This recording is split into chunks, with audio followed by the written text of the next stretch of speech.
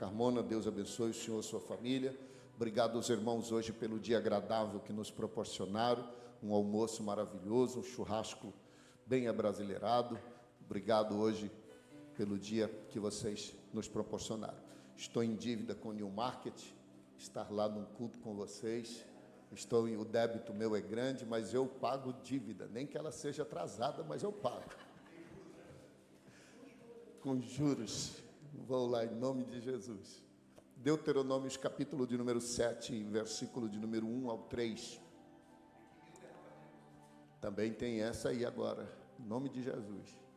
Quando o Senhor Deus te tiver introduzido, colocado na terra, a qual vocês vão passar a possuir, quando Ele tiver lançado fora as nações de diante de ti, conte as nações, os heteus, os girgazeus, os amorreus, os cananeus, os fariseus, os heveus e os jebuseus, 7 nações mais numerosas e mais poderosas do que tu, e o Senhor teu Deus os tiver dado diante de ti para os ferir, totalmente as destruirás, não farás com elas conserto, nem terás piedade delas, nem te aparentarás com elas, não darás as tuas filhas e os seus filhos, e não tomarás filhos e para os teus filhos. Apenas o versículo 1 até o versículo 3. Nós conhecemos essa palavra, irmãos, e nós entendemos nesta palavra que Israel havia saído do Egito, onde eles passaram 432 anos presos.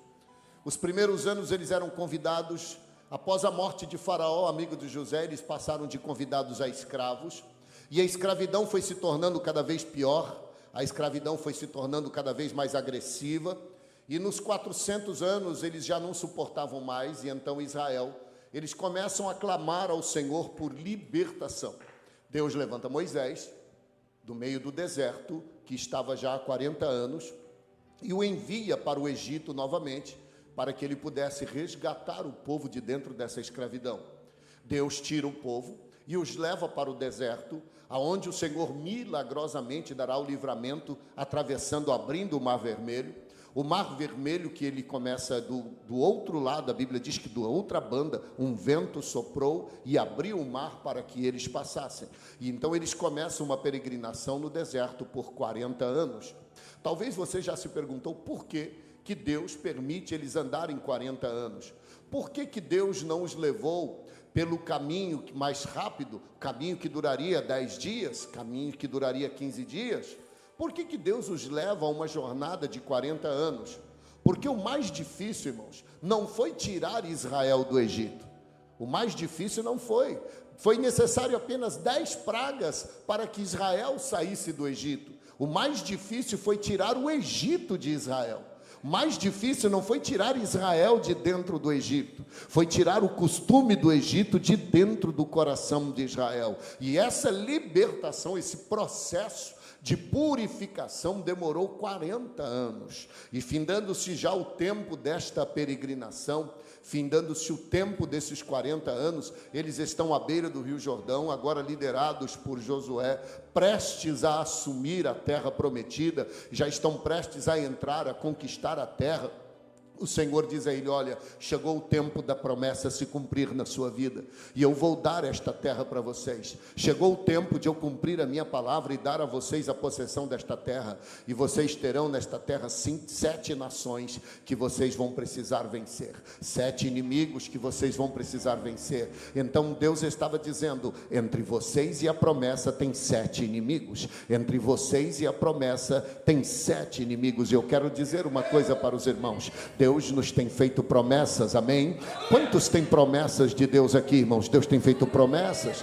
Deus nos fez promessa de vida eterna, Deus nos fez promessa de perdão, Deus nos fez promessa de salvação, Deus nos fez promessa de arrebatamento, Deus nos fez promessas eternas, e essas promessas vão se cumprir. Eu acredito que essas promessas vão se cumprir, porque fiel é quem prometeu. Vou dizer de novo: fiel é quem prometeu, e a própria Bíblia diz que Deus não é homem para que minta e nem filho do homem para arrepender. Se Deus prometeu, irmão Carlos, então Ele vai cumprir.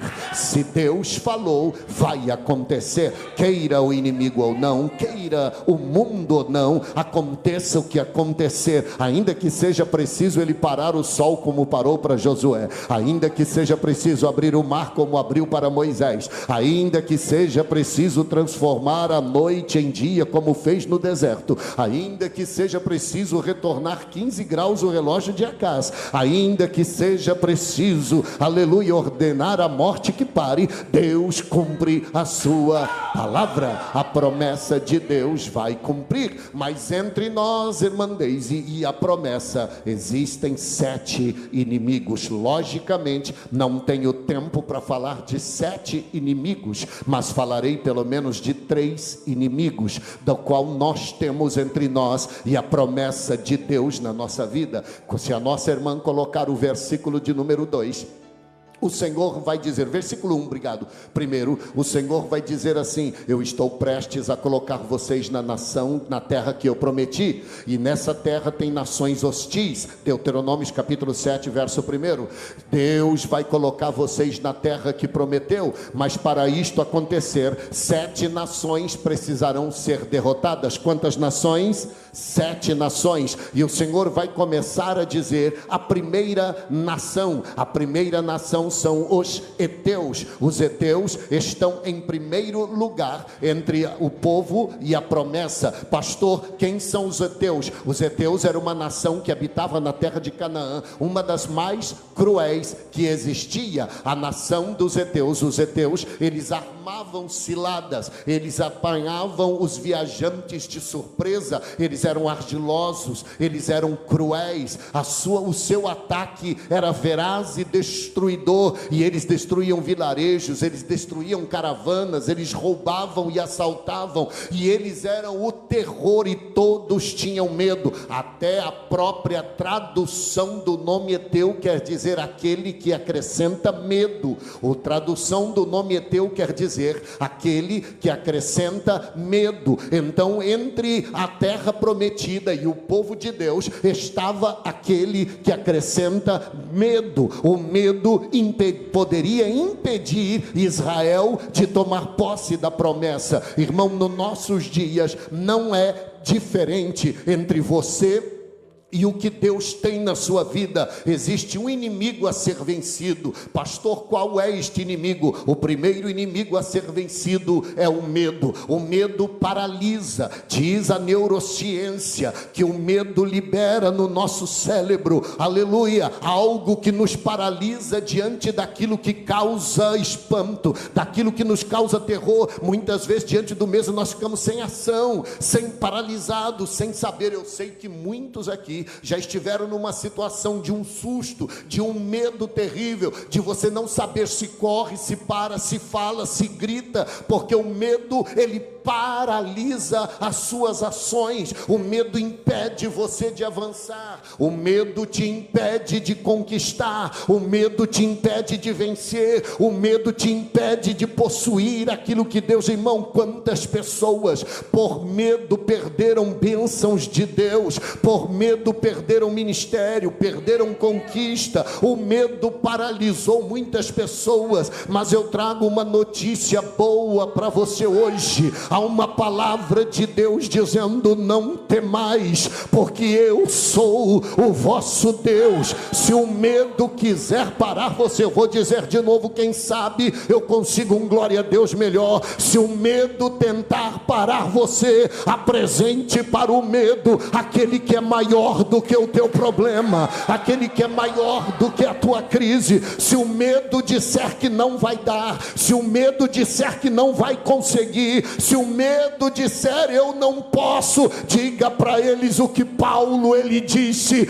em Filipenses 4:13: eu posso todas as coisas naquele que me fortalece. O medo, queridos, quer nos paralisar, não somente nos paralisar, mas o medo também quer nos escravizar. Segundo a Pedro, vem comigo, Lorena, acorda, Lorena. Segundo a Pedro capítulo capítulo 2, versículo número 19, a última parte do versículo, o apóstolo Pedro, ele nos mostra que o medo não quer apenas nos paralisar, o medo não é apenas nos impedir de conquistar. Já estava na tela, a Bíblia diz, aleluia, capítulo 2, versículo 19 de 2 Pedro, que o homem é escravo daquilo que o domina. O homem é escravo daquilo que o domina. A última parte do versículo diz que aquilo que nos domina torna Senhor sobre a nossa vida. Se o Espírito Santo te domina, ele é Senhor sobre a sua vida. Se a palavra te domina, ela é Senhor sobre a sua vida. Se Deus te domina, é Senhor sobre a sua vida. Mas se o medo te domina, então o medo te escraviza. Quantas pessoas, queridos, eu conheci nesta terra, que eles chegaram com muito propósito, eles chegaram aqui com muita chance de vencer, mas com medo da imigração, com medo de não aprender a falar inglês, com medo da porta, não, com medo de passar fome, com medo das contas altas, com medo, eles acabarão desistindo daquilo que Deus tinha para a vida deles. E eu quero que você entenda hoje, o Espírito de Deus não é espírito de medo, não é espírito de temor. A Bíblia diz que Deus não nos deu o espírito de covardia e de medo, mas de ousadia. Então olhe para aquela palavra e diz: porque de quem é vencido, o tal se faz servo. Não deixa o medo te vencer. Ah, pastor, eu não quero casar porque eu tenho medo de não dar certo. Tornou-se escravo do medo. Eu não quero entrar numa empresa porque eu tenho medo dela fracassar.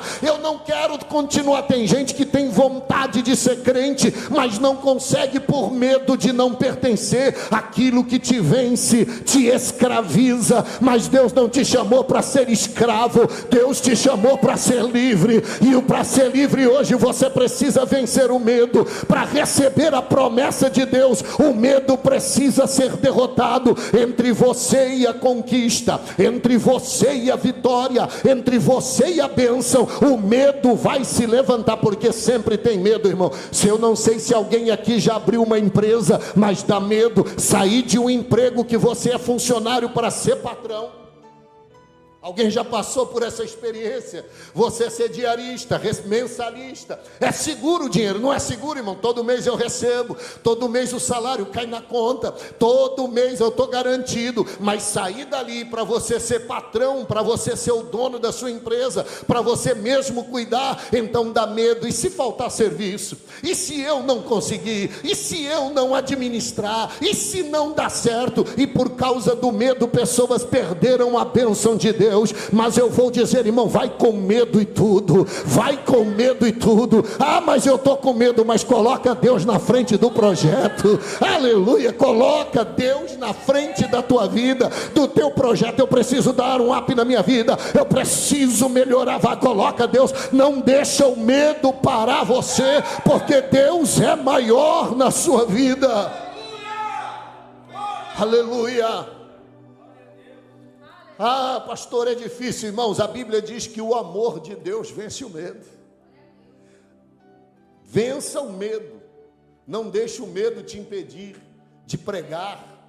Pastor, eu quero pregar, mas eu tenho medo que as pessoas possam rir de mim. Irmão, vai acontecer. Que isso, pastor? Vai acontecer. A primeira oportunidade que me deram, eu fiquei tão nervoso que eu rasguei a folha da Bíblia. Puxei a folha da Bíblia, rasgou. Na primeira vez que me convidaram para pregar, o pastor me deu 40 minutos. Com 10 minutos a minha mensagem acabou. E ficou todo mundo me olhando, de braço cruzado, me olhando, e dizendo, vai, vai, mas eu não tinha mais para ir, acabou. E eu saí dali dizendo, nunca mais eu vou pregar. Nunca mais eu vou querer oportunidade. Mas o Espírito do Senhor, irmãos, Ele diz, você vai, porque eu serei contigo. Não deixe o medo impedir você de pregar. Não deixe o medo impedir você de tocar. Não deixe o medo impedir você de aprender, de vencer. Aleluia, porque a promessa de Deus para você é maior do que o medo que vem, irmãos. Aleluia, se o medo disser que você não pode, diga para ele, eu não posso, mas o Deus que eu sirvo pode. Então cuidado com o medo. Entre a promessa e o povo, tinha que vencer os heteus, que eram o povo que colocava medo.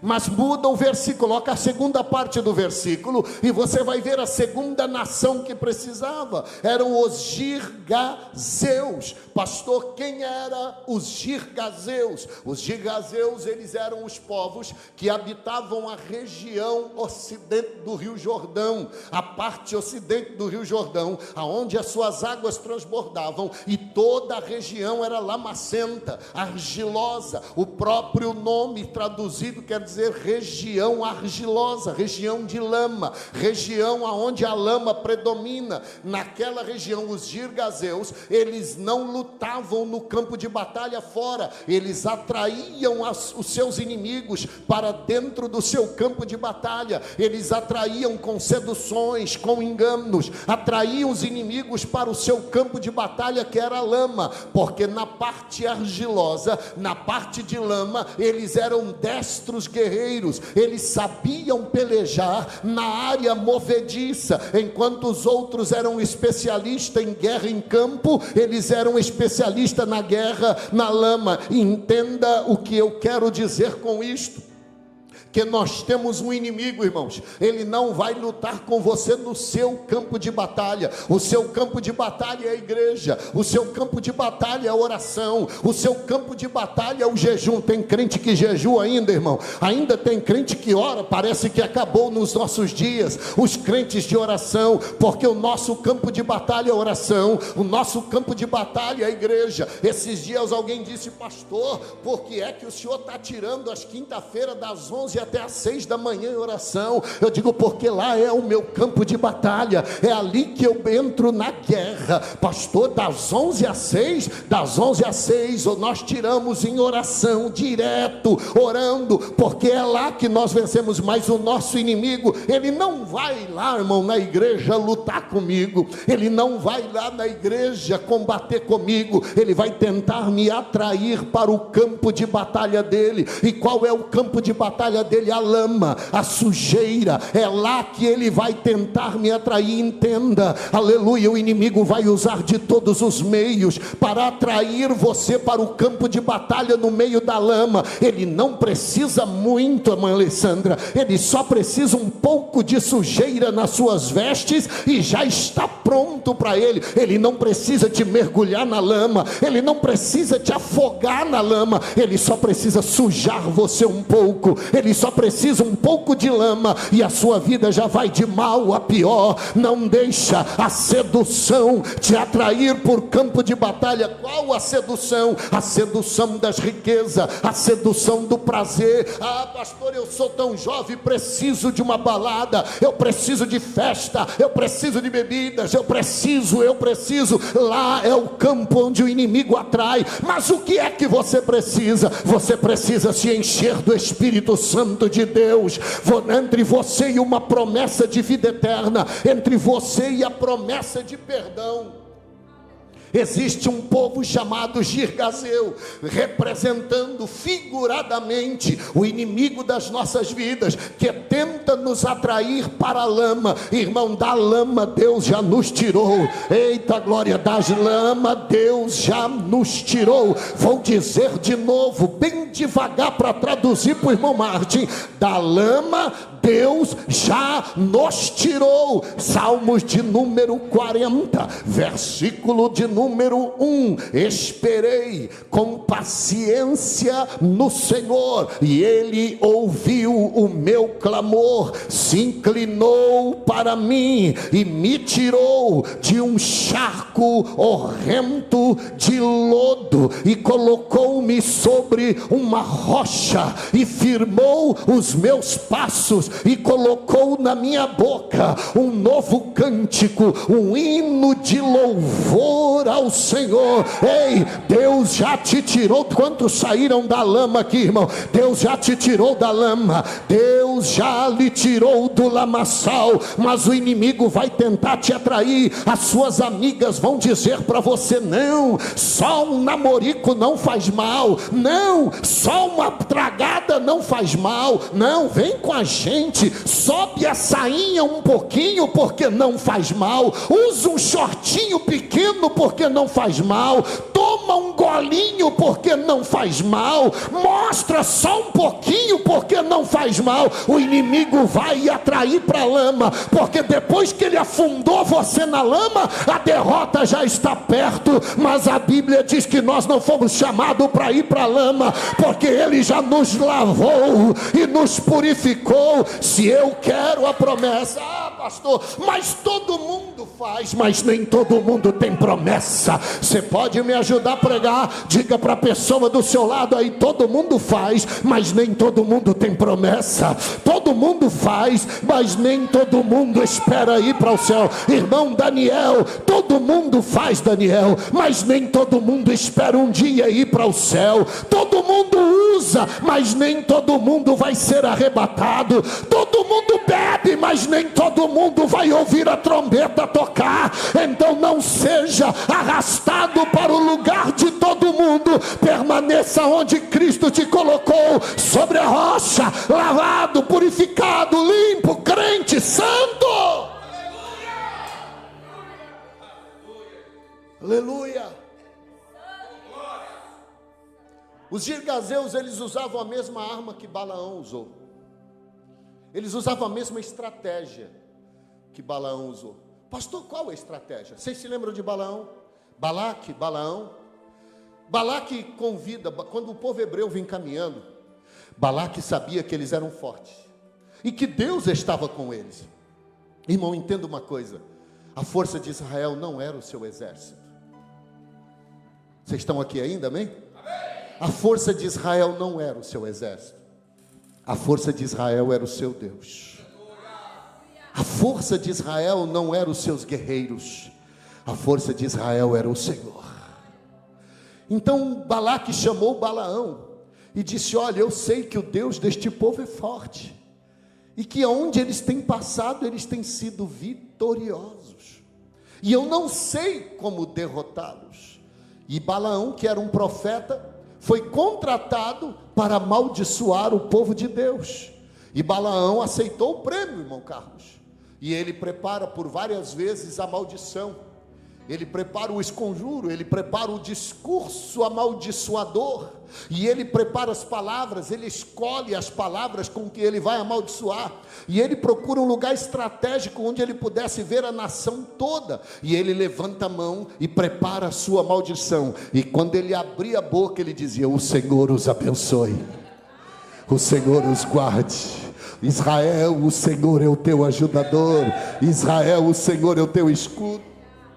Balaque disse: você falou que ia amaldiçoar e você abençoou. Ele disse: eu não sei o que aconteceu, mas agora vai dar certo. Na outra vez ele escolhe uma montanha e ele prepara: o Senhor te abençoe, o Senhor te guarde. Balaque fica furioso: como você? Ele disse: olha, como posso amaldiçoar quem Deus abençoou? Como eu posso, irmão? Deixa eu falar um negócio para você. Você não precisa medo de macumba, você não precisa ter medo de feitiço, você não precisa ter medo de nenhum encanto, de nada disso. Por quê? Porque Deus te abençoou, o Senhor te abençoou. Vá dar um glória a Deus aí. O Senhor te abençoou. Pastor, confirma na Bíblia para mim ter certeza que eu não preciso ter medo de espírito, nem de assombração, nem de macumba. Confirma, eu confirmo. Salmo de número 91: aquele que habita o esconderijo do Altíssimo, a sombra do Onipotente descansará. Direi do Senhor: ele é o meu refúgio, e nele eu confiarei, porque ele te livrará do laço do passarinheiro e da peste perniciosa. Cobrir-te-á com suas penas, e debaixo das suas asas estará seguro. Não temerás espanto noturno, nem seta que voe de dia, nem praga que assole ao meio-dia. 1000 cairão ao teu lado, 10.000 à tua direita, e tu não serás atingido. Somente com teu olho olharás e verás a recompensa dos ímpios. Aleluia, entenda isto. Pode vir praga, pode vir peste, pode levantar assombração, espíritos, demônios, seja o que for, bruxa, feiticeiro, não há nada que possa amaldiçoar aquele a quem Deus abençoou. Balaão tentou de todo jeito, Balaão tentou de todas as formas amaldiçoar, mas ele não conseguiu. Então o que Balaão fez? Ele disse: faz o seguinte, se nós não conseguimos fazer eles serem amaldiçoados, vamos fazer eles pecarem contra o Deus deles. Se fizermos eles transgredir, Deus retirará a presença. Então o que eles fizeram? Escolheram mulheres de dentro do povo de Balaque, escolheram mulheres do reino, as mais bonitas, as mais formosas, atraentes, e colocaram elas como iscas, e elas atraíam os soldados, elas atraíam os homens, e eles começaram a se relacionar e a pecar, porque era uma ordem de Deus: não se relacione com eles, e eles começaram a perder a bênção de Deus. Então, irmão, entenda uma coisa: os girgazeus, eles faziam o mesmo erro, a mesma estratégia, é a estratégia da sedução. Quantos homens de Deus têm caído pela sedução do pecado? Quantas mulheres de Deus têm perdido a bênção por causa da sedução do mundo, por causa dos pecados de ordem sexuais? Quantos têm sido seduzidos pelos prazeres, seduzidos pelo mundo? Jovens com grandes promessas, casais com grandes ministérios, têm sido seduzidos, porque parece que o mundo tudo é bonito, parece que no mundo tudo é bom, tudo é belo, mas quando as pessoas do mundo estão no seu secreto, são depressivas, oprimidas e tristes. No pub todo mundo é feliz, mas quando fecha o pub e vai para casa, há uma tristeza e um vazio. Na boate, ao som da música eletrônica, a batida da música eletrônica, todo mundo pula, está todo mundo feliz, mas quando se desliga o som, se apagam as luzes e o quarto se torna escuro, só há um vazio existencial, mas o mundo ainda continua dizendo: vem que é bom. É a mesma estratégia usada no jardim do Éden. Quantas vezes Eva passou pela árvore e disse: que árvore bonita, e ela foi embora, mas um dia a serpente disse: é bonita, vem, experimenta. Ela disse: eu não posso. Pode, eu não posso experimentar. Pode. É a mesma atração que o mundo continua dizendo para os jovens, continua dizendo para os velhos, para nós: vem, experimenta, é bom, experimenta, vem. Irmão, mas eu quero lhe dizer: não deixe o povo da lama te atrair, não deixa o povo da lama, vem, dá glória a Deus aí, irmão, não deixa o povo da lama te atrair. Nós não somos da lama, nós não fazemos parte da lama, a sujeira já foi lavada pelo sangue de Jesus. Quem tem nome escrito no livro da vida não segue o povo da lama, mas caminha com o pé firme na presença de Deus. Aleluia. Para encerrar aqui, que eu falei que apenas 3, o terceiro povo, os girgazeus e os amorreus, são o terceiro inimigo da promessa. O primeiro inimigo da promessa são os heteus, povo que coloca medo. O primeiro inimigo da promessa é o medo. Segundo inimigo da promessa são os girgazeus, povo que habita na lama. O terceiro inimigo da promessa são os amorreus. Amorreu há uma transliteração do nome que quer dizer Amarru. Amarru quer dizer murmuradores. murmuradores. Pastor, como assim? Os amorreus, a estratégia deles era jogar uma nação contra outra. Os amorreus não enfrentavam os inimigos cara a cara. Os amorreus, eles não iam para o campo de batalha. Os amorreus não tinham exército forte, não. O exército dos amorreus não era forte. Então qual era, irmã Dorinha, a estratégia dos amorreus? Eles infiltravam dentro de nações diferentes e eles começavam a criar contenda. Eles enviavam mensageiros, infiltravam-se nas nações e começavam a levantar murmurações entre uma nação, e ele fazia que a nação A entrasse em guerra com a nação B, e quando eles já estavam fracos, as duas nações, então eles chegavam para conquistar. Quando as nações já estavam desgastadas com as guerras contínuas, eles entravam então para conquistar. São os murmuradores, são os povos que semeiam a murmuração. Tem um versículo para mim que eu acho o mais pesado da Bíblia. Para mim é o versículo mais forte que tem na Bíblia. Vê para mim em Provérbios. Vem no acelerado o dedo aí, catando milho. Provérbios, capítulo de número 6, versículo de número 16. Já estou encerrando. Provérbios, capítulo 6, versículo 16. Ei, leia comigo. Existem 6 coisas que Deus aborrece. Quantas coisas Deus aborrece? 6. Mas a 7ª Deus abomina. Abominar é mais do que aborrecer. Aborrecer é aquilo que causa tristeza. Tem coisa que te aborrece, mas ela não ainda dá para suportar. Sim ou não? Tem coisa que aborrece, tem situações no trabalho que aborrece, tem situações na igreja que aborrece, tem situações na família que aborrece, mas você suporta. Te aborrece, mas suporta. Tem ações de filhos que aborrecem, mas suporta. Quantos filhos não aborreceram os pais? Mas suporta, dá para suportar. Mas a 7ª Deus abomina. O que é abominar? É aquilo que não dá para suportar. Abominar é aquilo que Deus rejeita veementemente. Abominar é aquilo que Deus odeia com toda a sua força. Pastor, qual é a coisa? A 7ª que Deus abomina são os olhos altivos, a língua mentirosa e os pés que derramam sangue. Agora vem aí no final, aleluia. E o coração que maquina pensamentos viciosos e os pés dos que se apressam para o mal. Ah, pastor, qual é o final de tudo isto? É o que semeia contenda. Leia lá, irmão, não sou eu que estou dizendo, não sou eu, é o que semeia contenda entre os irmãos. Entre eu e a promessa sempre haverá murmuradores. Entre você e a promessa sempre vai se levantar alguém para dizer: esta igreja não gosta de você, esta igreja não se encaixa com você, esta igreja não é boa para você, esta família não é boa para você, esse lugar não é bom para você. Entre você e a promessa sempre haverá murmuradores. E entre nós e a bênção, irmão,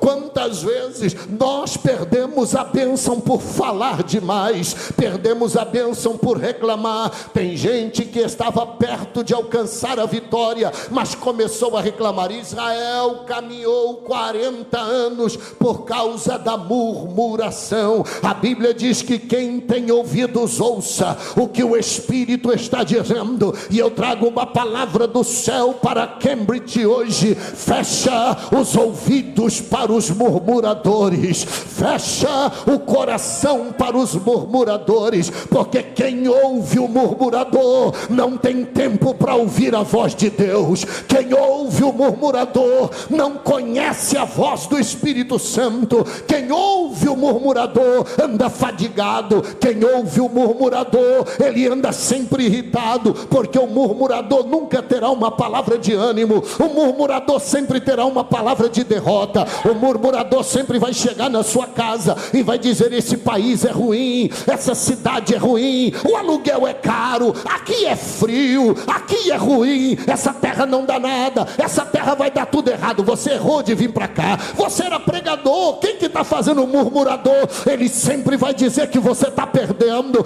que você não conquistará. O murmurador, quem ouve o murmurador, anda sobrecarregado, anda triste. Quem empresta a casa para o murmurador entrar, a sua casa torna-se uma tristeza. Mas quem fecha a porta para o murmurador, ele ouve o Espírito de Deus. E quem ouve o Espírito de Deus tem vida renovada. Quem ouve o Espírito de Deus, ele tem porta aberta no céu. O murmurador só vê derrota, irmãos. O murmurador só vê o que não está dando certo, só vê o que está ruim. Esses dias lá na igreja, fiquei sabendo de uma pessoa que todo mundo que chega na igreja, ele diz assim: senta aí que eu vou te contar os defeitos que tem nessa igreja. A irmã que agora é nova, está lá na igreja, chegou para mim e disse: pastor, a irmã falou para mim: senta aí que hoje eu vou te contar os podres e tudo que tem na DML, todos os erros que tem na DML. Eu digo: e ela contou? Ela disse: contou, pastor. E ela contou cada coisa que ia arrepiando. Eu falei: é verdade, é verdade, aqui tem umas coisas feias mesmo.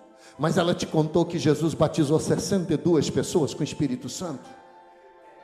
Ela te contou que esse irmão que está bem ali, ele era bêbado, caindo de moto, foi preso, vivia nas drogas e hoje ele é diácono da casa do Senhor? Ela te contou que esse casal estava se separando, mas Jesus restaurou a vida deles e eles são obreiros hoje? Ela te contou que essa família que ia morar na rua, mas a igreja amparou eles, pagou o aluguel deles, cuidou deles, até eles arrumar emprego e eles ter casa de novo? Ela não contou. Pois é, irmão, o murmurador nunca vai contar o que tem de bom. O murmurador nunca vai contar dizendo: olha, o pastor Carmona prega muito, ó, nossa igreja é uma igreja de oração, a nossa igreja faz culto nas casas. O murmurador nunca vai contar, ele só vai contar o que aconteceu de ruim aqui. Mas eu não vim para ouvir a voz do murmurador, eu não fui chamado para ouvir voz de murmurador, eu fui chamado para ouvir a voz do Espírito Santo de Deus, eu fui chamado para ouvir Deus falar. Quem quiser perder tempo com a voz do murmurador, fique à vontade, mas eu vou continuar dizendo o que o Eli disse para Samuel: quando ele falar com você, diga: fala, que o teu servo ouve. Eu vim para ouvir Deus falar comigo. Aleluia, irmão. Quem não é murmurador é adorador. Eu vou dizer: quem não é murmurador é adorador. Mas eu já aprendi, irmã Giovana, que tem um hino que diz: esse adorador, ele já amanhece adorando. Esse adorador, ele adora em qualquer situação. Esse adorador, ele não tem tempo para mais nada. A vida dele aí tem adorador aqui nesta noite. Você escolhe, ou é murmurador ou é adorador. Pastor, tem gente mais rico do que eu, mas tem gente mais pobre do que você, então adora a Deus. Tem gente melhor do que eu, mas tem gente pior do que você, então adora a Deus. Irmão, não entra no caminho da murmuração. Não entra. Há uma promessa para sua casa, há uma promessa para sua família. Aleluia. O murmurador, ele vai chegar e vai dizer assim: você vai lá levar seu dinheiro para aqueles crentes. Tinha um irmão que congregava comigo, e ele disse que muitas vezes ele ouviu as pessoas dizerem isto: tu vai levar o dinheiro lá para o pastor? Tu vai trabalhar a semana toda na obra, no sol quente, no frio, para depois levar 10% lá? E ele disse que guardou isso no coração, até o dia que ele caiu doente e não conseguia trabalhar, e a igreja pagou aluguel e socorreu ele. Então ele entendeu, aleluia, que existe uma voz: ou eu escuto a voz de Deus, ou escuto a voz do murmurador. O murmurador vai querer que eu pare, o murmurador vai querer que eu desista, o murmurador vai dizer que isto não é para mim, ou que estão zombando de mim, ou que não gostam de mim. O murmurador sempre vai me jogar para baixo, a voz do murmurador sempre vai me jogar para baixo, e então eu perco a bênção de Deus. Mas a voz do amado é muito melhor, e ela sempre vai dizer: eu estou contigo, eu sou contigo todos os dias. Se coloca de pé. Há uma promessa sobre a sua vida, há uma promessa sobre a sua casa, há uma promessa sobre a sua família, mas o medo vai aparecer os inimigos que vão tentar te seduzir para o campo da lama, vai aparecer, aleluia, aqueles murmuradores, os amorreus vão chegar, os amorreus vão aparecer. Pastor, e eu faço o que? Confia no Senhor, anda com o Senhor, viva na presença do Senhor, não deixa o murmurador entrar na tua casa, não deixa quem não carrega a unção de Deus levar uma palavra de destruição para dentro da sua casa. Se ele chegar na tua casa, ele terá uma palavra de Deus na sua boca. Quando o murmurador vier, diga: eu tenho uma palavra para você. Quando ele chegar dizendo: eu vim falar o que eu fiquei sabendo de você, fala para ele: eu quero dizer o que eu já sei de você. Eu sei que Jesus Cristo está voltando e que nós somos crentes. Irmão, é hora da igreja se posicionar, é hora da igreja entender que a promessa é melhor que nós temos. Aleluia, nós vamos orar. Eu não vou chamar ninguém para frente, mas eu sei que há uma promessa sobre a sua casa, há uma promessa sobre a sua vida, e eu creio que Deus dará a vitória. Irmão, não desista. Pastor, eu estou nesta terra há 3 anos e eu ainda não alcancei. Eu estou há 12 anos, mas eu estou vivendo debaixo da promessa. Pastor, mas espera aí, 12 anos e nada aconteceu. Minha irmã, fica tranquilo. Abraão esperou 25 anos por uma promessa, mas ela aconteceu. O sacerdote Simeão esperou 60 anos, porque o Espírito disse para ele: você não morrerá enquanto não ver a salvação. Passou 60 anos, mas a promessa cumpriu. Então, se não cumpriu em 3 anos, no 4º ano, no 5º, mas Deus é fiel para cumprir na sua vida as suas promessas. Mas se você desistir, você vai ser derrotado. Se você desistir, perde a bênção. Mas eu prego para um povo hoje que crê, confia e caminha na presença do Senhor, adorando. Adore a Deus conosco. Se entrares na batalha, aleluia, eu contigo lutarei. Se pisares nos espinhos, eu contigo pisarei. É assim, há um Deus conosco, irmão. Não te deixe. Nós temos um Deus conosco. Nós temos um Deus que está conosco. Quer que andar ao teu lado para te guiar. Se entrares na batalha, eu contigo lutarei. Se pisares nos espinhos, eu contigo pisarei.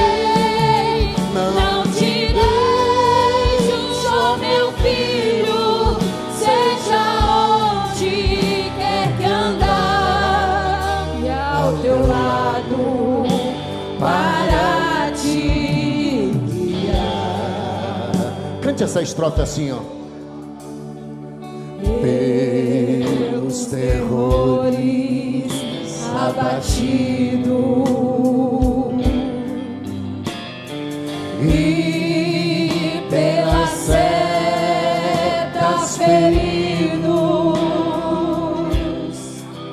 eu tão meio com carinho lá no mundo te busquei e te trouxe para minha lei. Se entrares na batalha, eu contigo lutarei. Se pisares nos espinhos, eu contigo pisarei. Não te deixo, ó meu filho, seja onde quer que andar, e ao teu lado para ti. Só os instrumentos enquanto eu oro por você. Senhor Deus, há um povo nesta casa, nesta noite, pessoas que o Senhor trouxe a este lugar. Foi o Senhor quem os trouxe, para mostrar a eles que a promessa ainda está viva, que a promessa ainda está de pé, que a promessa ainda está garantida. Mas entre nós e a promessa, entre a tua filha, o teu filho e a promessa, existem inimigos que precisam ser vencidos. O inimigo do medo, o inimigo, Senhor, daqueles que tentam nos arrastar para a lama, o inimigo, Senhor, daqueles que murmuram e falam contra nós, tentando nos desanimar. Mas eu sei que a tua palavra não é em vão, que o Senhor reuniu este povo aqui hoje para dizer, aleluia, que o Senhor está conosco, que não existe terror nem espanto que seja maior do que o teu poder. Senhor, ajuda a tua filha a vencer, ajuda o teu servo a vencer, e faz-nos, Senhor, andar na tua presença, caminhar diante do Senhor. Espírito Santo, fortalece e aviva a igreja. Vem conosco, Se entrares na batalha, eu contigo lutarei. Se pisar